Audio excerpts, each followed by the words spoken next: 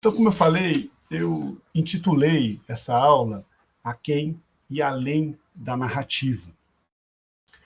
Nós estamos discutindo a repercussão das discussões em torno de narrativa que ganharam muita força na teoria da história desde os anos 70. E eu vou fazer uma pequena cronologia do debate que resume as aulas que nós temos tido nas últimas semanas e que prepara, então, uma plataforma para a discussão de hoje. Essa discussão sobre narrativa, não narrativa, sobre qual é a forma de apresentação da história, no fim, qual é a unidade de análise relevante quando se está tentando fazer teoria ou filosofia da historiografia, ela remonta ao problema da explicação histórica, que foi um problema que foi relançado nos anos 40 pelo texto do Carl Hempel sobre a função das leis gerais em história, esse texto de 1942, cujo argumento principal nós já discutimos e, enfim, já pensamos nas suas consequências algumas vezes ao longo do nosso curso. Mas, enfim, o ponto para nós hoje, que é digno de ressaltar, é que o conceito da narrativa histórica, essa ideia de que o que o historiador faz tem a ver com narração, esse conceito ele surgiu, foi ganhando força como um desdobramento do debate sobre a natureza da explicação histórica. Vocês se lembram, Hempel propõe a tese dele de que a explicação histórica é a explicação causal, de que a explicação causal segue um modelo que é único, que é o modelo dedutivista, nomológico, e, em resposta a essa tese do Hempel, começam a aparecer outros modelos, outras tentativas de explicar a explicação, de caracterizar filosoficamente o que o historiador está fazendo, em termos de explicação causal, evitando as consequências, os problemas, as reduções do modelo dedutivo nomológico hempeliano. Nós vimos um modelo que apareceu com força, que tinha lastro na obra do Robin Collingwood, que até anterior ao Hempel foi um modelo intencionalista. Então, o Collingwood foi um autor que teve muitos leitores no espaço de língua inglesa, nos anos 40, 50, era um filósofo de Oxford, com grande aceitação no meio filosófico. E ele serviu de ponto de partida para uma espécie de contramodelo, em que o tema da explicação era encaminhado na direção da explicação por razões. Então, se Hempel apresentava a explicação causal histórica como sendo decorrente da subsunção de acontecimentos particulares a leis gerais, com base em Collingwood, muitos autores, como William Drey e outros, nos anos 50, começaram a afirmar que a explicação histórica ela funciona quando o historiador encontra motivos para ação particular, ou seja, você explica uma ação olhando para os motivos e tentando elucidar quais foram os motivos por detrás da ação. Basicamente, intenções de agir. Esse foi um modelo com boa repercussão, caminhou lado a lado com teorias da ação que se desenvolviam no âmbito filosófico ao longo dos anos 50, 60, 70. Mas esse modelo intencionalista também gerou insatisfações, e essas insatisfações foram sendo cristalizadas nas teses que eu chamei de retrospectivistas, que eram teses que afirmavam que esse modelo intencionalista identifica a perspectiva do historiador à perspectiva do contemporâneo. Então, um autor como Arthur Danto olhava para essa maneira de equacionar o problema da explicação com uma boa dose de desconfiança, porque ele partia do insight de que o historiador escreve sob condições que não são exatamente as do contemporâneo, precisamente porque o tempo passou e o historiador conhece o futuro do passado, por assim dizer, né? E, nesse sentido, essa visão retrospectiva do historiador, ela pode até levar em conta o horizonte do contemporâneo, mas ela se faz a partir de um ponto de vista, de um horizonte fundamentalmente diferente. Retrospectivismo é fundado nesse insight, e esse insight é crítico ao intencionalismo. É aqui que a ideia de narrativa histórica começa a ganhar força, né? A narrativa histórica passa a funcionar como aquela noção capaz de caracterizar o que tem de específico nessa visão retrospectiva do historiador, né? E aí a explicação histórica passa a ser caracterizada como exatamente uma explicação narrativa, uma explicação que se materializa numa narração de acontecimentos, na medida em que acontecimentos sucessivos são postos em conexão num texto, numa fala de um historiador. Então, não basta simplesmente indicar as razões, mas é preciso articular ações diferentes dentro de um conjunto narrativo, e essa articulação narrativa de acontecimentos, ela tem ela própria um efeito explicativo. Então, nós vemos aqui que o problema da explicação vai conduzindo a percepção de que o historiador, ao narrar, elucida as causas relevantes dos acontecimentos que ele toma como os acontecimentos alvo da sua explicação, tá? Então, explicar é igual a narrar. Então, essa foi uma maneira de resolver o problema da explicação. Ali nos anos 60, isso estava se delineando, sobretudo com Danton, mas com alguns outros autores também. Até que chega na história o livro Meta-História, de Hayden White. E o que Meta-História faz é dar um passo a mais, né? E como é que nós caracterizamos esse passo a mais que é dado pelo Hayden White em Meta-História, em 1973? Uma das maneiras de o fazer é precisamente dizer que, com o Meta-História, o problema da narrativa se descola do problema da explicação, tá? O problema da narrativa ganha uma espécie de vida própria a partir de então. E com isso, o referencial teórico fundamental também muda. Se nós lemos a Meta-História do White com cuidado, nós identificamos muito pouco de filosofia da ciência ali. White leu Hempel, ele conhecia alguns autores que criticaram Hempel, ele leu Collingwood, ele leu Drey, ele conhecia o debate, mas se nós nos perguntamos pelas referências teóricas mais fortes que o ajudaram na constituição das suas teses mais importantes, nós vamos encontrar pouca filosofia da ciência. Aliás, como eu falei para vocês na aula passada, nós encontramos, inclusive, pouco dessa filosofia historicizada da ciência, que começava a ganhar espaço nos anos 60, com a publicação da Estrutura das Revoluções Científicas, do Thomas Kuhn, né? Em linhas gerais, a visão de ciência do White em Meta-História é até derivada da visão de ciência do próprio Hempel. Não é à toa que, quando o White caracteriza uma determinada dimensão da explicação histórica, ou um determinado efeito explicativo da história, precisamente em termos cognitivos, o White afirma que a história, no fim das contas, é uma protociência, uma pseudociência, e ela só poderia ser uma ciência se ela conseguisse atingir a formulação de leis gerais na linha hempeliana. Então, o White abraça esse critério para falar do desempenho explicativo nos seus efeitos propriamente cognitivos.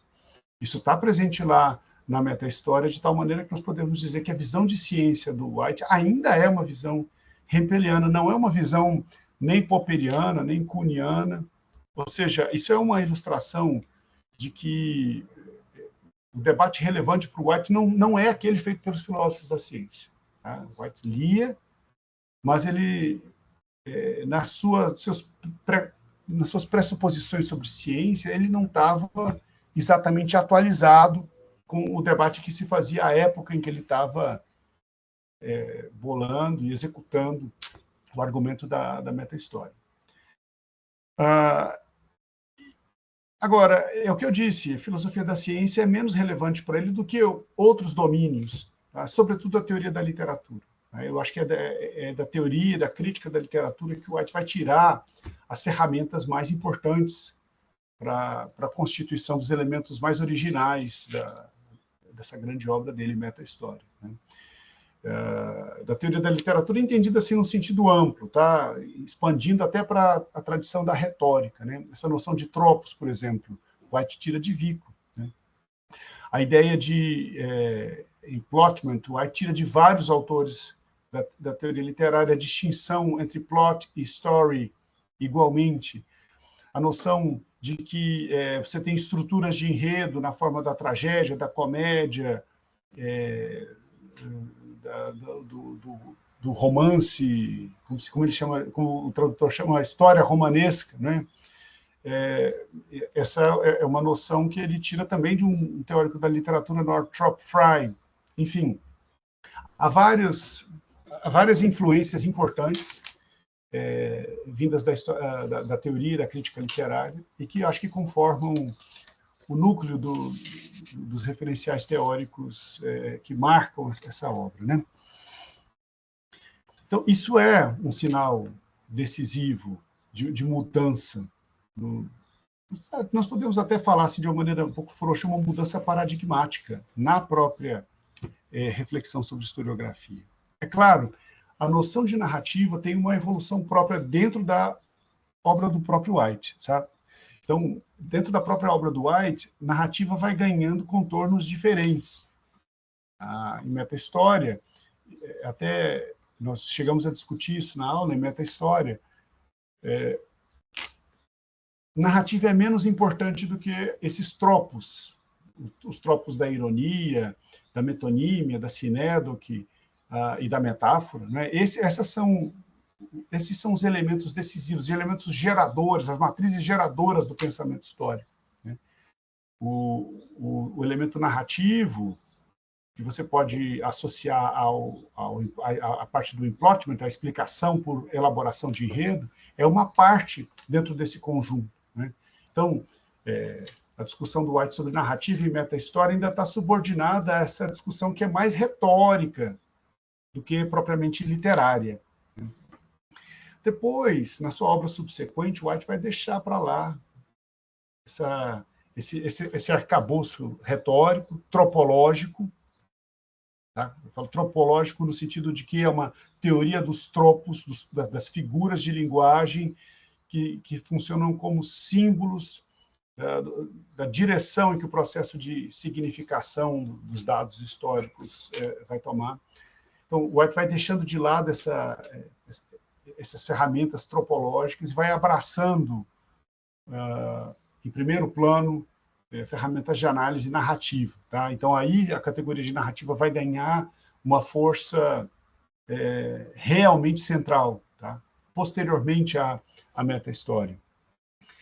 Mas a atitude do White para com a narrativa histórica, para com a narratividade, é uma atitude também complexa, certo? Não é que ele seja um defensor da narrativa histórica, da narratividade, não, ele é um crítico da maneira como os historiadores narram, certo? Ele, por um lado, está chamando a atenção para o fato de que os historiadores, ao falarem do passado, constroem esse passado narrativamente. Por outro lado, ele está criticando a imensa maioria dos historiadores da época dele por fazerem isso de uma maneira inconsciente, sem reflexão e baseada em padrões narrativos que o White julga esteticamente inconvenientes, politicamente conservadores, tá? Ou seja, o White é um crítico da narratividade histórica, e ao mesmo tempo em que afirma que a historiografia é fundamentalmente narrativa, ele critica essa narratividade tal como executada inconscientemente, implicitamente pelos historiadores, né? em nome, inicialmente, de tentar levar os historiadores para um outro padrão, outras formas de narração que estejam mais ajustadas à sensibilidade literária, estética, ética, fundada pelos modernismos literários no começo do século XX. Então, basicamente, a crítica do White à narratividade historiográfica é a de que os padrões narrativos vigentes na historiografia são padrões do século XIX, ou seja, a historiografia ainda estava presa ao realismo, tá? Ela não fez como a literatura, que no século XX deu o salto do realismo para o modernismo. Ela ficou presa, ficou refém do realismo, e a obra pelo menos a obra do White ali em Meta-História e um pouco depois, é uma obra muito dirigida a tentar induzir nos historiadores um salto estético, ético para o modernismo. Nós podemos ler o White assim. Eu acho que era uma boa chave para ler pelo menos uma parte da obra dele. Talvez na fase final, como eu sinalizei na aula passada, surge uma descrença com relação a isso. Ou seja, pela década final, pelas 2 décadas finais da obra do White viveu muito tempo, White morreu depois, passou dos 90 anos, né? Então, lá pelas suas décadas finais, eu acho que ele deixa de depositar esperanças numa espécie de revolução modernista desse tipo, associada à historiografia. Tá? E aí ele passa a falar mais, o pessoal do âmbito literário passa a valorizar mais narrativas não acadêmicas, ou seja, ele tenta mobilizar a sua reflexão teórica para falar de campos outros que não a historiografia acadêmica, ainda que eu acho que a historiografia acadêmica sempre permanece na cabeça dele, entende? Seja como um horizonte de um campo que ele tenta mudar, que ele pelo menos tentou mudar, seja como uma espécie de espantalho que serve para ele de um modelo negativo acerca de como não materializar o pensamento histórico. Eu acho que tem nisso uma boa dose de, eu diria assim, simplificando um pouco, de má vontade, porque se nós olharmos com calma e com um pouco de benevolência, nós vamos encontrar muita inovação metodológica e estilística na historiografia do século XX. Isso acompanhada de transformações éticas, políticas, certo? Então, tem muita coisa que muda na historiografia do século XX, a um ponto em que você poderia caracterizar essas mudanças como uma virada modernista. Tá? Deixem só dar um exemplo. Tá bom? A maior parte da historiografia do século XIX é uma historiografia produzida sob a perspectiva do poder e em benefício da ordem existente, certo? Assim, a maior parte dos historiadores do século XIX pretendia que o seu conhecimento desempenhasse uma função prática, tá? Ou seja, queriam fazer história, não só em termos assim de produzir uma análise do passado, saber como as coisas aconteceram, mas também mover o presente numa determinada direção. Certo? A maior parte da historiografia do século XIX tem essa pretensão pragmática de fazer a história nesse segundo sentido. Agora, quer fazer a história se aliando com grandes atores poderosos, por exemplo, o Estado Nacional.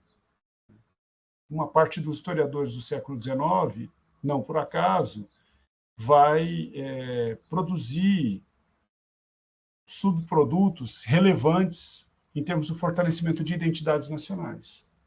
Você olha para a historiografia brasileira do século XIX, né?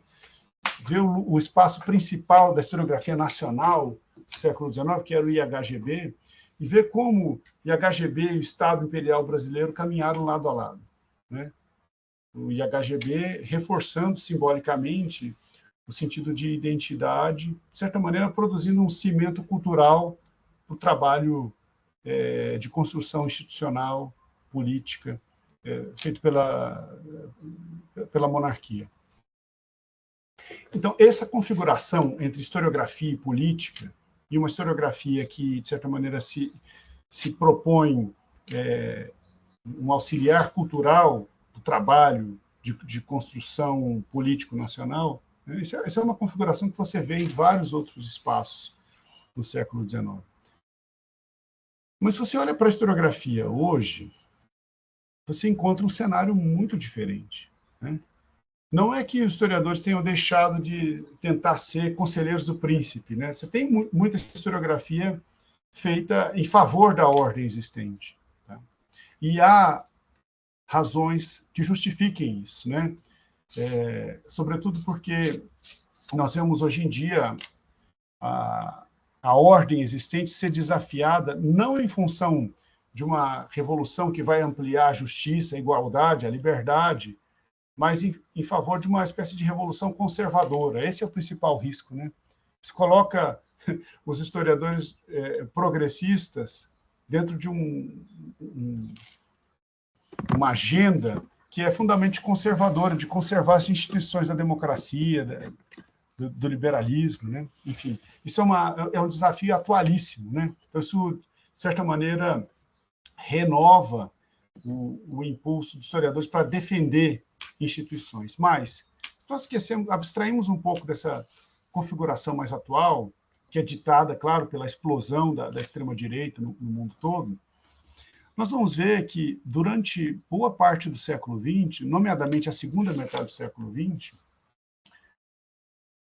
uma parte significativa dos historiadores mais importantes, em termos assim, dos efeitos práticos do seu conhecimento, eles se posicionaram não do lado dos poderosos, mas do lado dos oprimidos. Historiadores se identificaram muito fortemente com a perspectiva dos dominados, com a perspectiva dos excluídos. Os historiadores não se colocaram exclusivamente ou tanto como uma linha auxiliar do poder, mas como defensores culturais da perspectiva daqueles que são excluídos, que estão em uma situação hierarquicamente inferior, né? Os historiadores passaram a fazer história de baixo para cima, a história do movimento operário ganhou força, a história das mulheres, a história de diversos grupos populacionais oprimidos, né? Então, vários tipos de história, várias opções temáticas, vários estilos de escrita ganharam espaço no âmbito da historiografia acadêmica. Isso é uma ruptura significativa em relação ao horizonte do século XIX. E isso poderia ser bem assinalado, entende? Quer dizer, eu acho que o White olha para essas transformações, né? Mas ele não vê que elas acontecem com a radicalidade que ele esperava que elas se dessem, né? E, nesse sentido, elas não conseguem reverter o tipo de desencanto que ele, lá no fim da sua trajetória, continua a cultivar acerca das possibilidades da historiografia acadêmica. Eu estou ilustrando para vocês, só que o diagnóstico do White não é um diagnóstico absoluto. Você pode relativizar esse diagnóstico, e eu acho que há boas razões para o fazer, né? Mas, enfim, isso acho que resume um pouco e complementa a discussão da aula passada. White não é o único autor a colocar a narrativa no centro da discussão. Um outro autor que eu acho que merece ser estudado em linha com ele é o Frank Ankerschmidt, um autor holandês que publicou uma grande obra aí, alguns anos depois de Meta-História, que foi um livro chamado Lógica Narrativa, um livro de 1980. Mas é um autor que foi se afastando sutilmente do narrativismo. Ele não fez um gesto como o do Kulkanen, no nosso texto de hoje, que é de designar a sua perspectiva como uma perspectiva pós-narrativista. Mas o Ankerschmidt, depois de ter estreado no cenário do debate historiográfico com esse livro, Narrative Logic, ele começa a colocar no centro das suas reflexões a noção de representação. Então, ele passa a falar menos de narrativa e mais de representação. E ao falar de representação, ele estava, entre outras coisas, sinalizando para um certo descentramento da categoria de narrativa. Ao mesmo tempo, e isso fica muito claro em livros mais recentes do Frank Ankerschmidt, ao mesmo tempo ele estava movimentando vamos dizer assim, o diálogo da teoria da história para longe da teoria literária e para perto da reflexão sobre obra de arte. Tá? Então, para o Ankerschmidt, o trabalho do historiador ele se assemelha muito mais ao trabalho do pintor do que ao trabalho do romancista. Tá? Essa analogia que o Ankerschmidt coloca em primeiro plano e é uma das explicações para a preferência dele pela noção de representação. Agora, ele nunca abdicou completamente da noção de narrativa e nessas publicações originais, a categoria de narrativa tinha, sim, um lugar central. E aí há vários outros autores, há todo um horizonte de autores narrativistas que poderiam ser mencionados e discutidos com calma. Nós podíamos ter um curso inteiro só sobre narrativa histórica e o tratamento desse tema por diferentes autores, os debates em torno disso. Mas eu menciono o White e o Ankerschmidt porque são, de fato, dois autores muito importantes, são os dois autores mais importantes no debate de língua inglesa sobre esses assuntos, e também porque são os dois autores que vão servir como plataforma teórica para o nosso texto, o texto do Yoni Kukkanen. Vale dizer o seguinte, antes de nós entrarmos mesmo nos argumentos dele, por volta aí do ano 2000, tá? O narrativismo, enquanto base para a reflexão sobre a natureza da historiografia, começa a perder um pouco de força, começam a surgir reflexões sobre tópicos ou a partir de premissas teóricas que não são aquelas centrais para o narrativismo. Tá? Então, eu só menciono aqui muito rapidamente, mas começa a aparecer o tema do trauma, da memória, com muita força, na obra de Paul Ricoeur, de Dominique Lacapra, o tema da experiência, o próprio Ankerschmidt vai colocar esse tema em primeiro plano, a experiência sublime, uma experiência que tem a ver com uma espécie de emergência do passado direto, e não mais com a mediação simbólica do passado por parte de um historiador. A noção de presença ganha força ali na primeira década do século XXI, com Elko Runia, com Hans Ulrich Gumbrecht. Tá? Então, tem um debate sobre presença, ou seja, uma relação com o passado que não envolve historiografia, que envolve a materialidade do passado. Então, esses são tópicos que ganharam muita atenção no debate teórico e que ajudaram a deslocar as atenções para longe da categoria de narrativa, tá? Ainda que com o custo de uma boa dose de pulverização, né, do debate teórico. A categoria de narrativa centralizou as atenções teóricas num tema e nesse aspecto, ela cumpriu uma função interessante para a constituição do campo da teoria da história. Esse campo vai se pulverizando aí no século XXI. E esse livro do Kukkanen é uma espécie de consequência dessa pulverização. Tá? Nesse livro, o que o Yoni Kukkanen faz é afirmar que a noção de narrativa não tem essa centralidade toda do ponto de vista lógico para análise historiográfica. Né? Agora, é um livro pós-narrativista, mas que tem uma relação complexa com o narrativismo. Tá? Por quê? Porque a ideia dele não é simplesmente jogar o narrativismo fora. Esse é o ponto decisivo. Tá? O Kukkanen parte do diagnóstico de que a melhor filosofia da historiografia, a melhor análise do que é a historiografia feita pelos historiadores acadêmicos, até mais ou menos a época em que ele está escrevendo, ele publica esse livro em 2015, a melhor análise da historiografia é precisamente aquela estabelecida pelo narrativismo, e sobretudo por essa vertente do narrativismo representada pelo Hayden White e pelo Frank Ankerschmidt. Esse narrativismo construtivista, holista, representacionalista. Tá? Não necessariamente o narrativismo fenomenológico do David Carr, do Paul Ricoeur, esse narrativismo representacionalista, construtivista, não realista. Né? O narrativismo do David Carr e do Paul Ricoeur, de certa maneira, é um narrativismo realista. Certo? Então, esse narrativismo construtivista é a melhor teoria da historiografia, mas não é, ela não é perfeita e ela tem fragilidades que permitem avançar para além do próprio narrativismo. Então, qual é o ponto aqui? O Kukkanen retém desse narrativismo construtivista uma tese principal. Ele fala, isso aqui é uma espécie de conquista, uma descoberta teórica da qual nós não podemos voltar atrás. E essa descoberta teórica, ele chama de insight narrativista, na introdução do livro. O que é esse insight narrativista?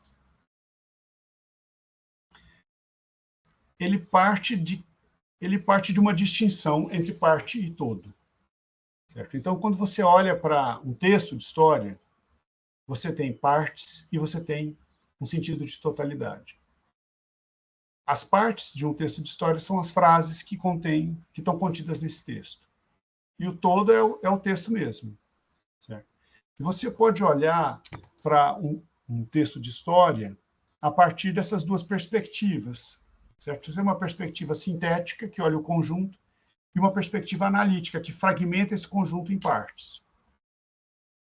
A filosofia da historiografia, previamente a White e Ankersmit, era uma filosofia analítica.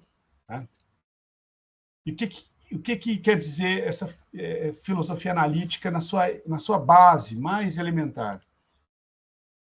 Quer dizer que a unidade de análise, a unidade temática fundamental dessa filosofia é precisamente esses fragmentos do texto histórico, que são as frases dos historiadores. Tá? Então, a unidade fundamental para análise pré-narrativista são as frases dos historiadores. E o essencial do narrativismo é que o narrativismo, esse narrativismo construtivista, de White, de Ankersmit, deu fôlego à tese de que o essencial para a análise historiográfica não são as frases, não são as partes, mas o sentido de conjunto, as totalidades textuais. Então, o Kukkanen não quer abrir mão dessa distinção e não quer abrir mão do insight de que o fundamental na análise historiográfica é o sentido de totalidade embutido nos textos de história. Então, que a análise historiográfica deve ser uma análise do sentido deve priorizar o sentido de conjunto projetado pelos textos historiográficos. Está aqui derivada uma distinção importante, distinção entre problema de significado e problemas de verdade. Problemas ligados ao significado e problemas ligados à verdade na historiografia. O narrativismo distingue essas duas problemáticas. Tá? E essa distinção, ela espelha a distinção de base entre parte e todo, ou entre um nível mais elevado e um nível menos elevado, um nível alto e um nível baixo da análise, um nível sintético e um nível analítico. Então, verdade versus significado. O narrativismo, mesmo em White, não é uma teoria segundo a qual não existe verdade na história. Tá? O White não fala isso. O Ankersmit menos ainda. Tá? Vejam, o White pressupõe o tempo todo que os textos de história eles são constituídos por frases que traduzem adequadamente o que aconteceu no passado. Tá? Então, o White, em nenhuma medida, está dizendo que o historiador está escrevendo frases, está escrevendo frases mentirosas, ou tem liberdade para escrever frases imprecisas, incorretas. Certo? O White pressupõe, embora não discuta isso, mas ele pressupõe sempre que o historiador escreve, no seu nível assim fragmentado, né? Se você pega o texto e fragmenta o texto nas suas frases, você vai encontrar frases verdadeiras. Certo? Claro que o historiador pode errar e essas frases podem ser corrigidas, tá? Mas você vai encontrar uma grande quantidade de frases verdadeiras no texto de história. Certo? White não está negando essa possibilidade. O Ankersmit menos ainda. Tá? O Ankersmit chega ao ponto de afirmar o seguinte, eu vou ler para vocês aqui, está citado pelo Kukkonen na página 69.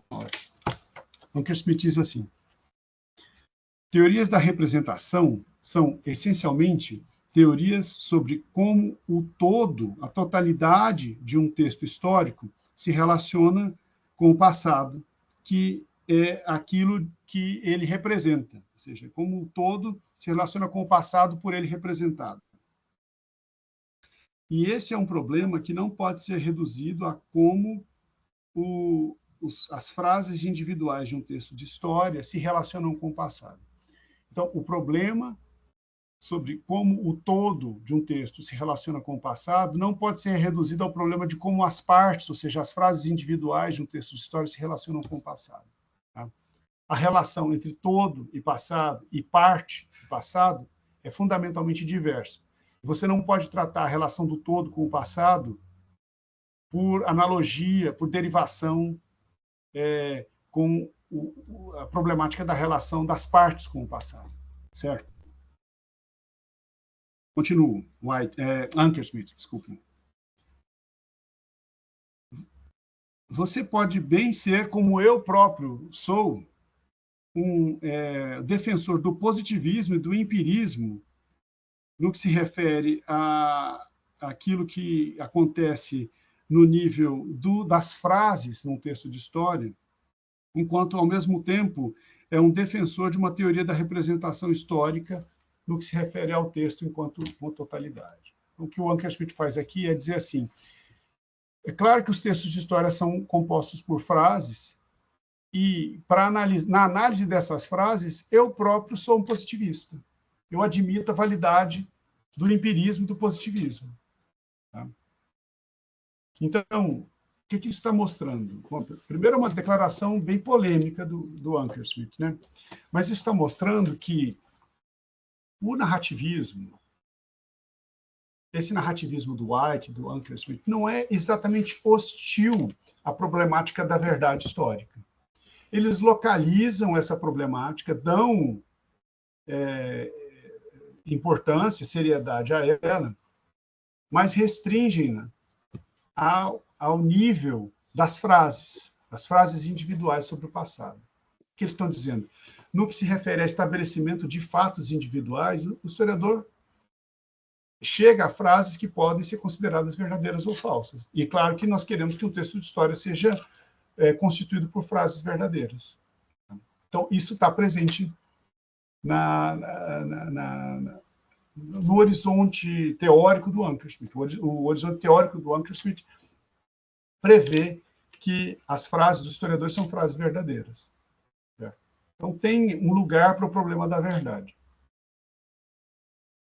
O que o narrativismo faz é desconectar o problema da verdade desse nível associado à totalidade histórica. Tá? Então, o que Ankersmit e White concluem é que o critério decisivo para análise da totalidade não é a verdade.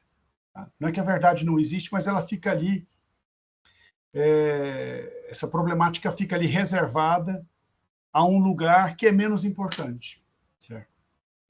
E o lugar mais importante, a dimensão mais importante no texto de história não é aquela em que dá para falar de verdade ou falsidade, é a dimensão da totalidade histórica que escapa ao critério de verdade e que é precisamente aquela dimensão em que o texto de história ganha o seu significado. Então, há uma oposição, uma tensão, e eu diria até uma oposição entre verdade e significado aqui.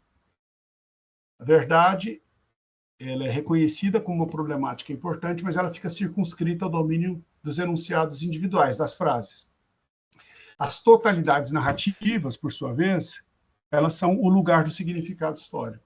Elas nada têm a ver com verdade. Tá? O critério de verdade não se aplica à totalidade histórica.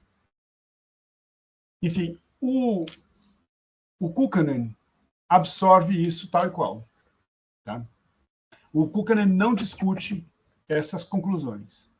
Tá? Ele fala, dá para falar em verdade, no nível das frases, mas não dá para falar em verdade nesse nível sintético, chamado por muitos de narrativa.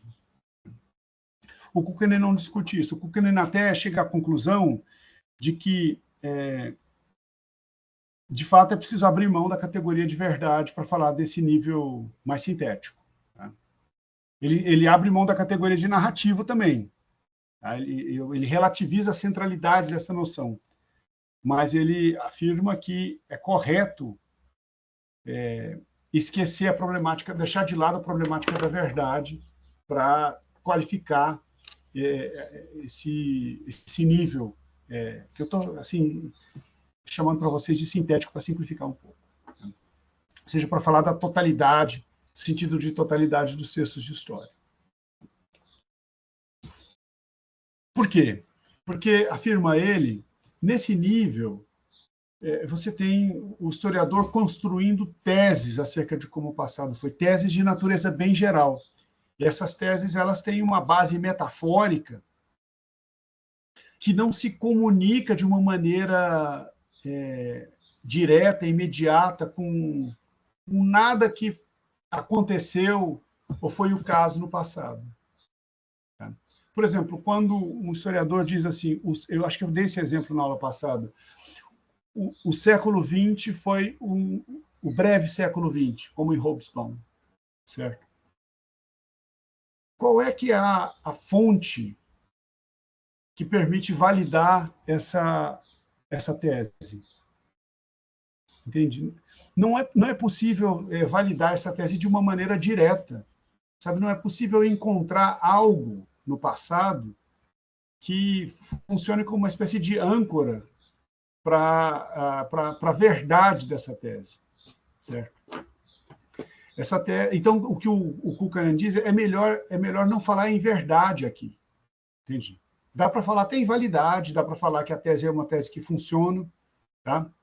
Dá para falar que a tese tem lastro racional, mas nós não podemos falar em verdade ou falsidade, não é o melhor critério para se avaliar o que está acontecendo aqui, quando o historiador formula uma tese desse tipo. Curiosamente, o Kukkonen abre mão da noção de verdade, mas não abre mão da ideia de racionalidade. Ele acha, ele defende aí, e nisso ele vai contra White e também contra Ankerschmidt. Ele defende que a historiografia, apesar disso tudo, tá? Apesar de, no seu nível sintético, mais sofisticado, dispensar o critério da verdade, ela é uma prática investigativa racional, tá? Fundamentalmente argumentativa. Mais racional, ou seja, essas conclusões sintéticas, elas, embora não possam ser qualificadas como verdadeiras ou falsas, elas obedecem uma lógica que é uma lógica racional. Não é simplesmente uma lógica estética ou política, tem critérios de racionalidade por detrás disso. Tá? Então, esse o grande argumento do Kukkonen, é o de que é possível restaurar uma espécie de posição racionalista, mesmo aceitando elementos decisivos da tese narrativista. Ainda que nesse reencontro com o racionalismo você tem que abrir mão da noção de verdade enquanto uma noção aplicável a esse domínio sintético, que para ele é o mais interessante e o mais importante. Certo? Dá para entender? Espero que sim. Né? Depois nós voltamos a esse problema de como é que no Kukkanen tem um racionalismo sem a ideia de verdade. Isso eu acho uma configuração teórica interessante. Bem, o ponto onde o Kukkanen se diferencia do narrativismo anterior a ele pode ser marcado nessa ênfase racionalista dele, que não se verifica no Ankersmit nem no White, mas também, claro, é fácil de ver no seu abandono da categoria de narrativa, na sua relativização da centralidade da narrativa, enquanto noção que caracteriza a forma do trabalho dos historiadores. O Kukkanen, como eu falei, ele defende a tese de que a historiografia não é fundamentalmente narrativa. Tem muita narração na história, boa parte das histórias, de fato, se estrutura dentro de um formato que é narrativo, mas a narrativa para o Kukkanen não é essencial para a história, ou seja, historicidade não deriva de narratividade. Tá? Para o Kukkanen, existe uma outra forma de exposição, uma outra forma de apresentação que é decisiva. Ele fala na argumentação como essa forma decisiva. Mas aqui eu queria introduzir uma tipologia que, às vezes, é mobilizada no âmbito das discussões em narratologia, na ciência, nesse campo de estudos da estrutura das narrativas. Tá? E alguns narratologistas propõem tipologias de texto, tá? que tem o objetivo de fornecer critérios para definir exatamente o que é e o que não é uma narrativa. Essas tipologias não são exatamente consensuais, há muitas zonas cinzentas, mas há autores importantes no campo da narratologia que propõem pelo menos uma distinção tripla, uma tipologia das formas textuais que é baseada numa divisão em três grandes tipos de texto. É possível falar em outros tipos, é possível dividir esses tipos de uma outra maneira, mas essa é uma divisão boa, esta que eu vou apresentar para vocês, e uma divisão que eu acho que tem uma aplicação interessante para o campo da historiografia. Então, em uma dessas tipologias, se fala em narração, descrição e argumentação, como os três grandes tipos de texto, as três grandes formas expositivas, encontradas não só na historiografia, no universo discursivo de maneira geral. Tá? Nessas tipologias, a narração seria a forma do discurso apropriada para se falar de mudança no tempo. Tá? O que é um insight interessante, uma boa explicação sintética de por que essa associação entre história e narrativa colou tanto, por que ela faz sentido. Né? Porque boa parte dos textos de história, de fato, quer dar conta de transformações, de mudanças ao longo do tempo. Né? E o que essas tipologias narratológicas fazem é nos dizer, olha, tem uma forma discursiva que é essencial para se dar conta de mudança no tempo, a narração. Tá? Tem uma outra forma, eu já passo a palavra para o Caio, deixa eu só terminar aqui a exposição desses tipos, Caio, já passo para você. Tem uma outra forma, que é a forma apropriada para se dar conta de progressão no espaço, é a descrição. A descrição pressupõe uma espécie de tempo congelado e pressupõe uma progressão num espaço sem tempo. Tá? Ela descreve características de um lugar sem necessariamente colocar em questão como é que essas características, de onde elas vieram, para onde é que elas vão, como é que elas mudaram, como é que elas se materializaram naquilo que elas são, sabe?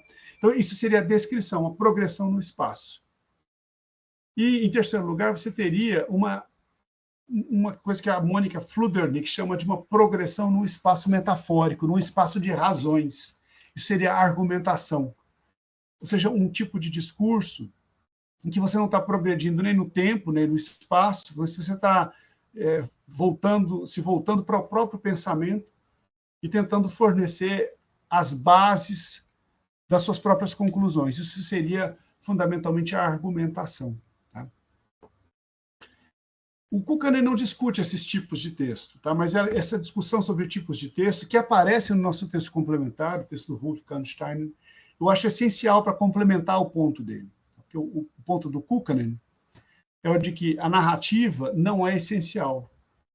O essencial é a argumentação. O essencial é o fato de que os textos de história, que podem estar estruturados narrativamente ou podem ter outra estrutura, tá? Elas podem ser, por exemplo, grandes descrições meio congeladas de um tempo passado, sem se colocar a questão da passagem desse tempo para um outro tempo. Mas o essencial não é nem descrição nem narração, é o fato de que essas totalidades discursivas, elas são justificadas. Elas são justificadas com base em evidência. Tá? Esse trabalho de justificação de uma determinada imagem total do passado é um trabalho argumentativo, um trabalho de argumentação racional. Ainda que ele não leve a um argumento logicamente perfeito, né? É uma argumentação informal, como lembra o Kukkanen, mas é um trabalho que se faz dentro da alçada da racionalidade.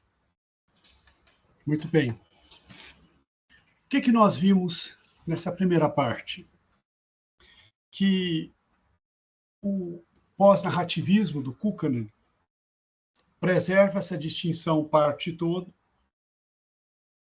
Então, toma essa distinção entre parte e todo, entre totalidade de uma história e os seus enunciados, as suas partes, como algo essencial, ao mesmo tempo em que assume que a noção de narrativa não é essencial. Então, essa relação tensa com o narrativismo que ele mantém. Essa distinção analítico-sintética ele mantém, mas ele não mantém a noção de narrativa como uma noção essencial. Tá? E é nesse momento em que ele avança na direção para além do narrativismo. Né? E aí, entrou lá para o final da nossa primeira parte, entrou uma distinção entre tipos de exposição, narração, descrição e argumentação. E essa distinção, que embora não esteja no Kukkanen, está no nosso texto complementar, ela nos ajuda a entender o que pode ser onde é que pode se escorar uma filosofia não ou pós-narrativista da historiografia. Né? Há autores que, embora adotem tipologias semelhantes, restauram o primado da narração. O Alan McGill, por exemplo, que é outro autor da nossa bibliografia complementar, faz isso. Ele distingue entre descrição, explicação, argumentação, mas, enfim, coloca a narração como um tipo que como que preside todos os outros tipos. Né?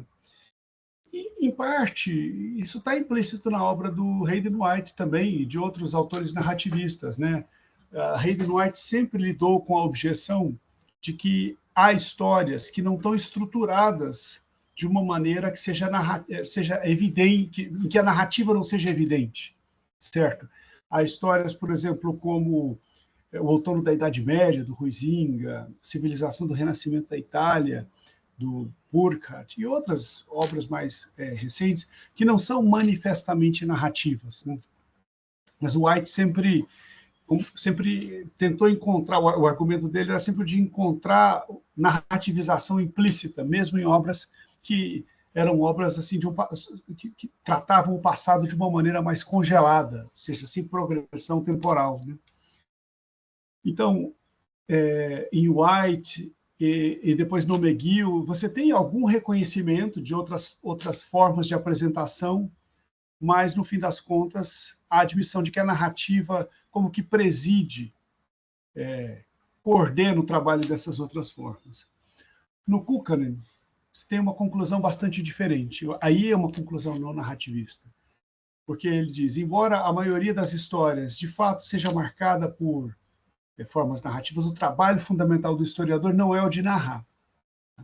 É o de apresentar uma tese, uma imagem, um conceito totalizante acerca de um estado ou de um processo do passado, ao mesmo tempo em que justifica essa imagem, esse conceito relativo, essa tese relativa ao passado. Então, o trabalho fundamental do historiador, para o Kukkanen, é esse trabalho de justificar uma tese sobre o passado. E o trabalho de justificar uma tese sobre o passado é um trabalho argumentativo. E é isso que é a essência do trabalho do historiador. É interessante, é uma tese interessante porque ela permite reconciliar escrita e pesquisa. Porque esse trabalho de justificação de uma tese é precisamente aquele trabalho onde entram os resultados da pesquisa. Certo? Como é que você justifica uma tese? Você justifica apresentando evidências em favor dessa tese. Essas evidências elas não vão corroborar a tese de uma maneira assim, muito linear, definitiva, mas elas vão dar peso epistêmico para ela. Então, para essa direção que o Kukkanen vai. Então, ele subordina a historicidade a essa tarefa argumentativa. Tá? Uma história acadêmica é uma história que opera dentro dessa lógica argumentativa em que a narração não é necessária. A narração é contingente. Pode ser que o texto vá se estruturar de uma maneira narrativa, mas isso não é necessário. O necessário é esse trabalho de argumentação capaz de justificar uma tese sobre o passado. Há um autor, que é o Wolfgang Steiner, que vai ter uma posição diferente. Entende? Se o Kukkanen se afasta do narrativismo na direção do primado da argumentação, o Kansteiner vai ser um autor que vai encontrar uma solução do tipo caso a caso.